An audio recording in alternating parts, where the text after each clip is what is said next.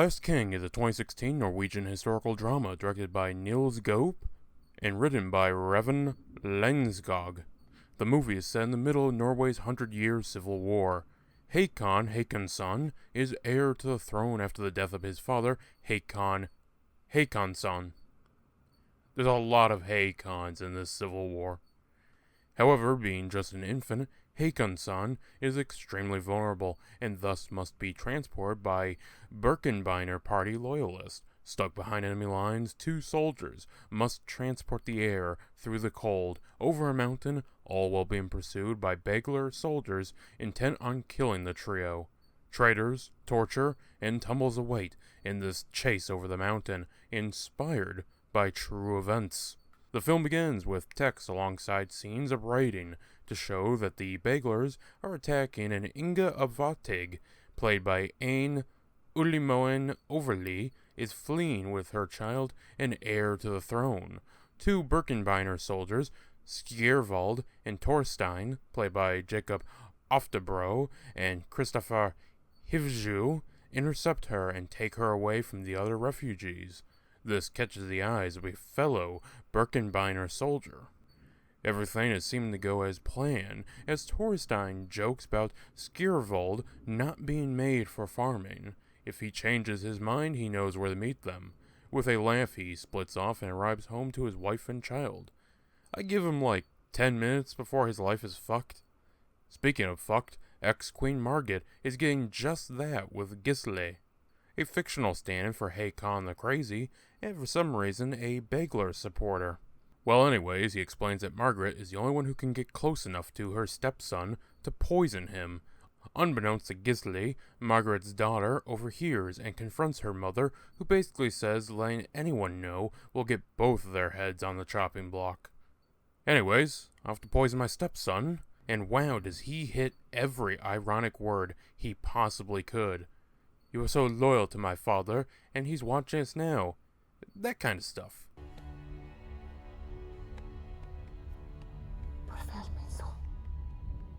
So she GTFOs while the poison takes a rapid effect. However, before it can fully finish him off, he reveals a secret to Inge, with Gisle nearby. I Borg delte jeg seng med en kvinne, Inga fra Varteig. Hun fødte min sønn Håkon Håkonsen. Han skal arve tronen. Ingi plans to root out the traitor and keep everyone here under lock and key until they are found. However, Gisle plays the good imposter and shifts blame onto Ingi, which everyone falls for. Hva vil du gjøre, Gisle? Quick tidbit of info, Ingi didn't actually view the infant as the rightful heir right away and tried to put himself and his son in the power. Not by much, he didn't immediately declare war or anything, but he didn't view the infant as valid. So he's placed under arrest, and that soldier from earlier rats out the existence of the infant to the church-backed Baglers. Now is a good time to point out that the Baglers had support from Denmark, while the Birkebeiners had support from Sweden. Also, this film will be rather black and white with the 2 factions. While this is all happening, Skjervald is just loving life on his farm.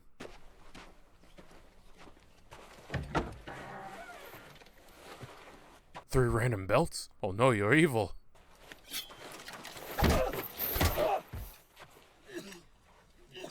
Yep, so our protagonist is caught, his family threatened, and he must be a bean farmer because they begin to spill.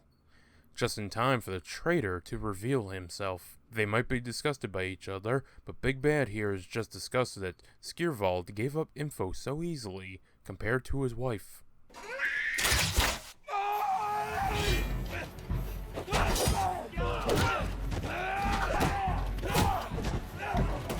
Anyways, they're dead now, and he must flee out the back door.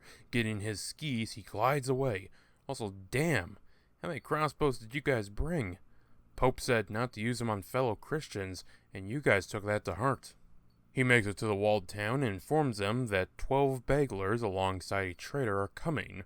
Real talk, they could easily fend off 12 attackers in this situation.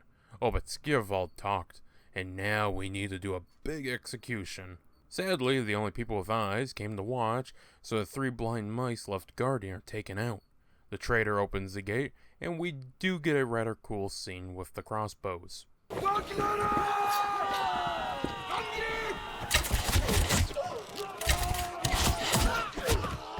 In the chaos, Skjerdval and Torstein take the child while the queen takes an alternate path so at least one of them may reach the final destination. With the trap card Snow Trap, the duo escape. Meanwhile, Inge gets the roles laid out. The most surprising thing is Gisli just now realizes Margaret's daughter, Christina, sleeps in the same room he's been screwing her mother in. How he never noticed, I have no clue. No, in real life, it was a group of soldiers transporting the infant, but a heavy blizzard forced them to rely on their two best skiers to transport the heir, and that blizzard hits our protagonist immediately. Luckily, they find shelter and are able to hold out for the night. The strangest thing is just how quiet the shelter is. There would in real life be tons of howling from the wind going in between the boards. Torstein reveals to Skjerdval that he holds the only identifiable means tying the heir to the king. Back with Life as Gisli, we see he's pulling a Leonardo DiCaprio and is going to marry Christina, who is the daughter of Margaret's dead husband. He was the father to the Poison King. The next day, the dynamic duo realize Baglers are hot on their tail, and we get a more action-oriented skiing scene. Arrows are sent flying, with one striking Torstein. However, Skjerdval is able to save him.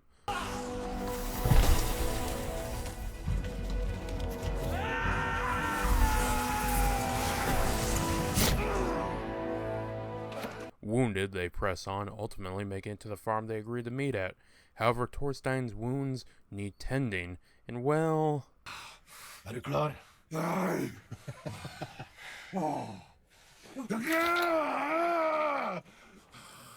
No, I'm no expert on the many ways arrows were treated in ancient times. There were tools and such, as well as various arrow types.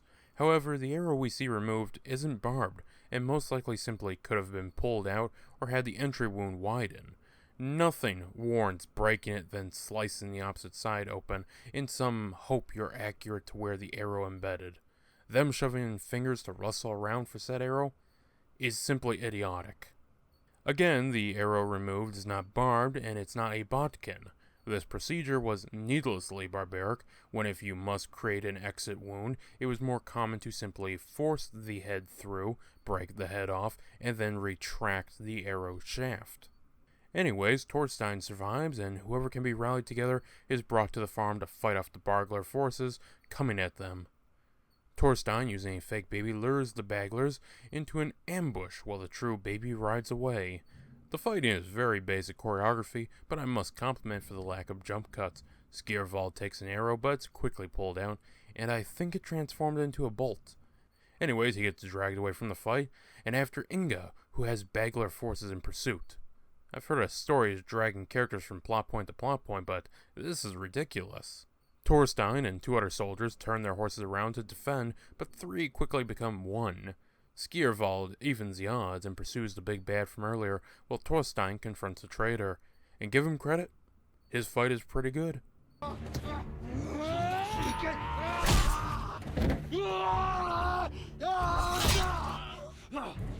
Skjerdval catches up and does less good, as he's soon wounded, but just barely manages to gain the upper hand and kill the big bad.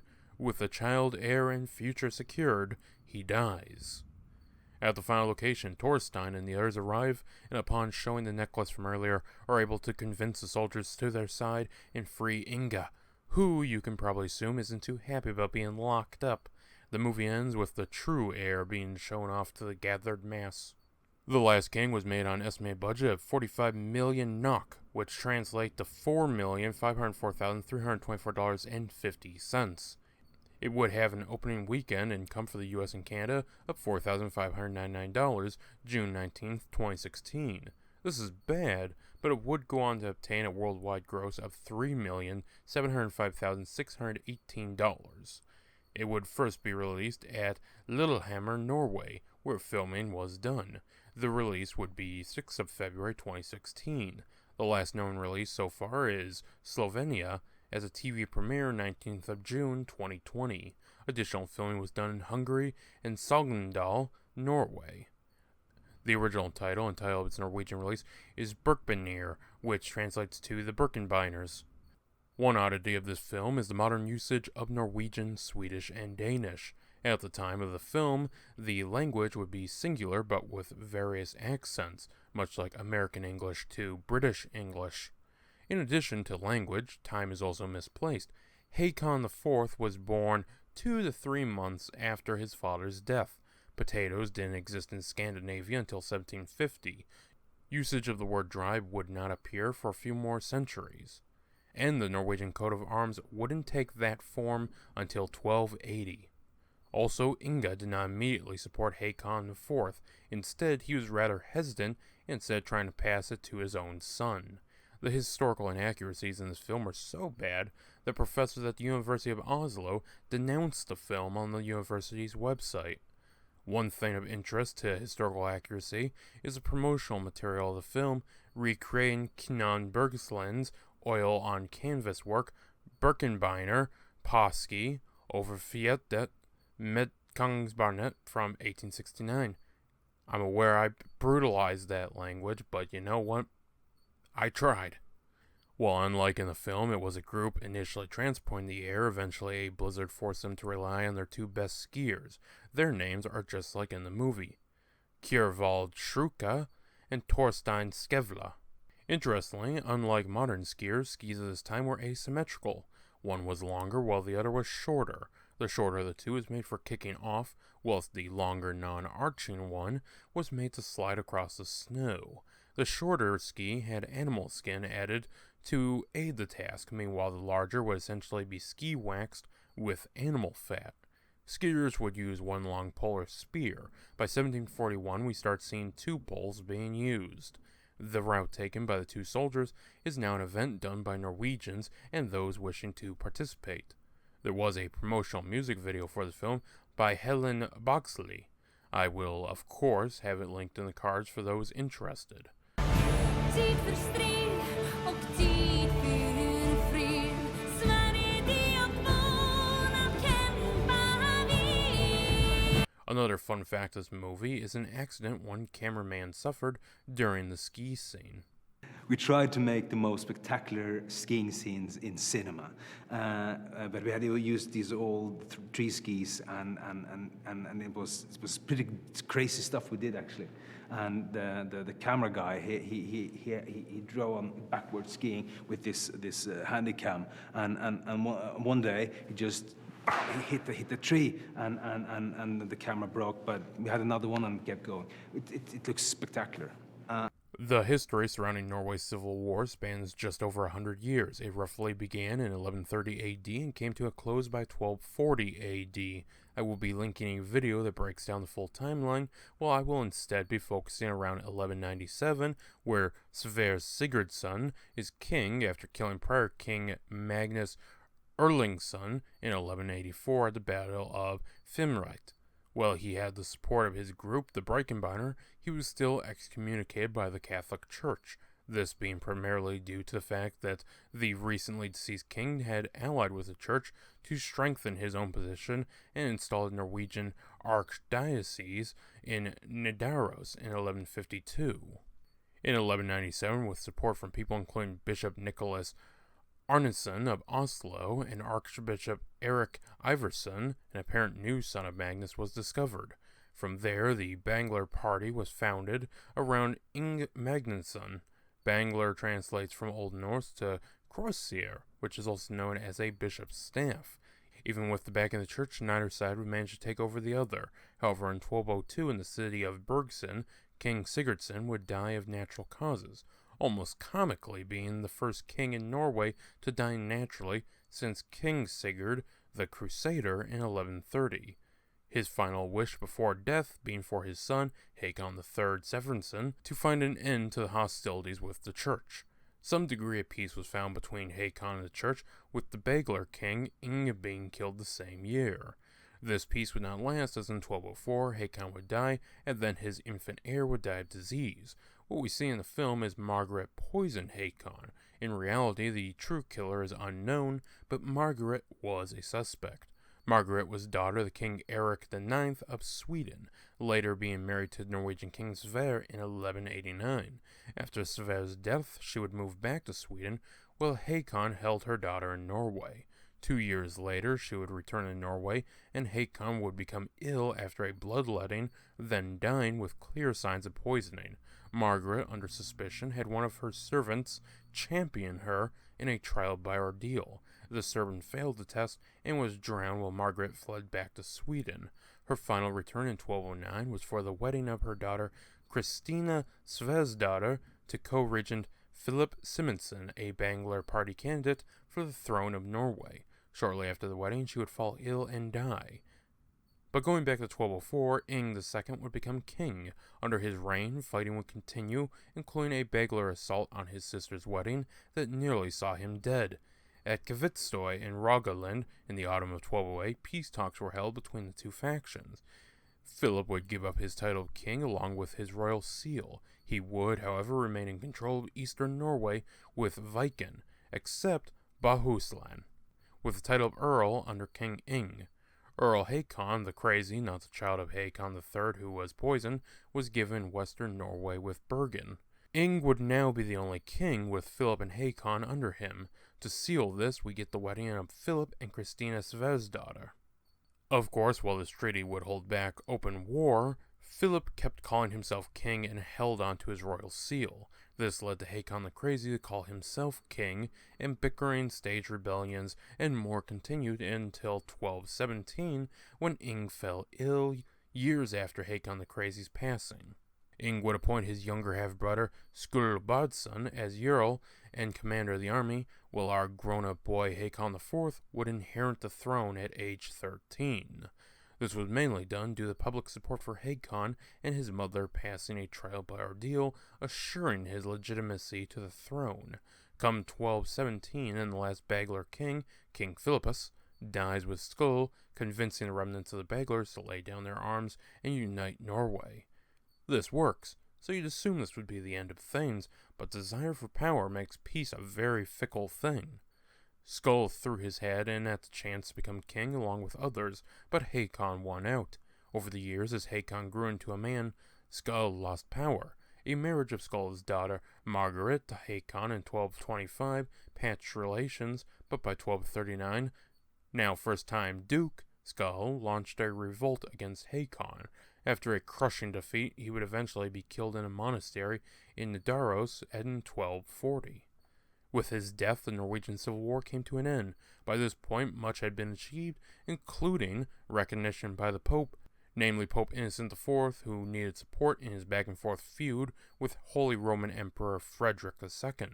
In 1246, Pope Innocent IV gave Hakon royal recognition. Cardinal William of Sabina was sent to Bergen and crowned Hakon in 1247. So in the end, that child who was carried by two men through a blizzard and over a mountain became an influential man in the history of Norway, Scandinavia, and the entirety of Europe. He would die in Kirkwall due to illness 16th of December 1263, buried in St. Magnus Cathedral in Kirkwall for the winter. He was then moved back to Norway come spring and buried in an old cathedral in his capital Bergen. By 1531, the cathedral was destroyed by a commander of Bergenhus, Eskbilli, in connection with Protestant Reformation. So that was the last king, and it's okay. It's more exaggerated story done for the sake of filmmaking of a story about two guys surviving harsh conditions to protect the king's bloodline. The characters are okay for this purpose. That being said, I think the villains lack the most. Instead of playing on the clusterfuck of royal inheritance or focusing on one solid antagonist, we end up with basically three. Gisli has the most going on, but is the most disconnected from the main story and really impacts nothing. The big bad at least had some presence, but I didn't catch one moment of them even giving him a name. The traitor was just there. Not one of the antagonists managed to have anything actually memorable about them. Costumes and prompts were serviceable, but this is by no means on par with, say, The Northman or The King from 2019. Magnet, the company behind this film, have done several, quote, historical films, unquote, and I recall prior attempts doing much better at these parts. With no other film telling the tale, this is the best in regards to that category. However, when it comes to northern medieval or medieval in general films, you can do a lot better. It's a simple movie that tries at times to be more, but falls flat. Give it a watch if you want some ski action, but know that you can get all this movie provides in a 4-minute block by just watching the music video. Hei, daga. Hei. Hei. Yeah.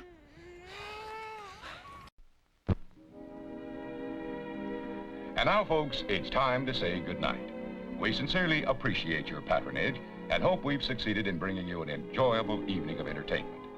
Please drive home carefully and come back again soon. Good night.